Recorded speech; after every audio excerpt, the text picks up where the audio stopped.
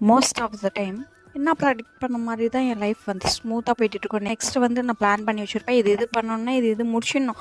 அப்படி இல்லைனா வந்து என் மைண்டை ரூல் பண்ணிகிட்டே இருக்கும், இது பண்ணணும், இது பண்ணவே இல்லை பிரியா, நான் திவ்யா பண்ணிகிட்டு இருக்க படுத்துகிட்டே இருக்கேன், சரி ஓகே எழுந்து பண்ணு அப்படின்னு சொல்லிட்டு என் மனசு தோணிகிட்டே இருக்கும். ஆனால் நான் படுத்துகிட்டே இருப்பேன். பட் வந்து நான் ப்ரெடிக்ட் பண்ணது தான் நடக்கும். அதுவும் இல்லாமல் பீஸ்ஃபுல்லாக இருக்கும். சம்டைம்ஸ் வந்து நான் யோசித்து வச்சுட்ருப்பேன், ஒன்று நடக்கும். அதே மாதிரி தான் இது வந்து எல்லாமே நான் ஆக்சுவலாக முன்னாடி பிளான் பண்ணி வச்சேன். இந்த ஒரு பொருள் பண்ணணும், இதுக்காக இது எல்லாமே ப்ரிப்பேர்டாக இருந்தேன். பட் வந்து நான் நினச்சது இன்றைக்கி எதுவுமே நடக்கவே இல்லை. என்னென்னா பாவக்காய் குழம்பு வச்சுட்டு பீட்ரூட் பொரியல் பண்ணலாம்னு நினச்சேன். ஆனால் எனக்கு பீட்ரூட் பொரியல் பண்ணுற அளவுக்கு எனக்கு ஸ்ட்ரென்த் இல்லை. பிகாஸ் வந்து பெட்ஷீட்லாம் மாற்றிருந்தேன்னா சரி ஓகே பெட்ஷீட் துவைக்க வேண்டிய வேலை இருக்குது, அதனால் வந்து பொரியல் வந்து கொஞ்சம் கம்மியாக எடுத்துக்கலாம் அப்படின்றதுக்காக. வேலை வந்து சுலபமாக இருக்கிறது வந்து முட்டை, அது மாதிரி எடுத்துக்கிட்டேன். காலைல வந்து என் தங்கச்சிக்காக வந்து இட்லி தான் இருந்தது, அது டக்குன்னு சாப்பாடு செய்ய முடியல அப்படின்றதுக்காக இட்லி உப்புமா கட்டி கொடுத்தா. அவள் என் தம்பிக்கு கொடுத்துட்டு போகிறேன்னு சொல்லிட்டு அதையும் எடுத்துகிட்டு போகலையா.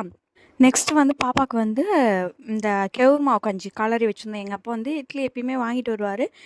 ஆனால் வந்து என் வீட்டுக்கு வந்த பிறகு தான் வாங்கிட்டு வருவார். சரி ஓகேன்னு சொல்லிட்டு நம்ம கெவுரு மாவு கஞ்சி செஞ்சிடலான்னு பார்த்தா, எங்கள் அப்பா வரும்போதே இட்லி வாங்கிட்டு வந்திருந்தார். சரி ஓகே பாப்பாவுக்கு ஊட்டியாச்சு, கெவுரு மாவு கஞ்சி நான் சாப்பிட்லான்னு நினச்சிட்டு இருக்கும்போது ஒரு ஃபோனு 9:38க்கா 11 மணிக்கு பொன்னேரியில் இருக்கணும், இப்போ கிளம்பி வான்னு சொல்லிட்டு போட்டு சாப்பாடு அப்படியே இருக்குது, எல்லாமே அப்படியே இருக்குது. இந்த வீட்லையாச்சும் எந்த வேலையாச்சும் ஒழுங்காக பண்ணனா கேட்டால் இல்லை, எல்லாத்தையும் அரைக்குறையாக வச்சுட்டு போயிருக்கேன். இதை வந்து காய போட்டுட்டு இதை வந்து கூட்டிட்டு அப்படின்னு சொல்லிட்டு எங்கள் அப்பா கையில் எல்லா வேலையும் சொல்லிவிட்டு நான் கிளம்பிட்டேன். எங்கள் அப்பா தான் எல்லாத்தையும் செஞ்சுட்டு உக்காந்துட்டு இருந்தார்.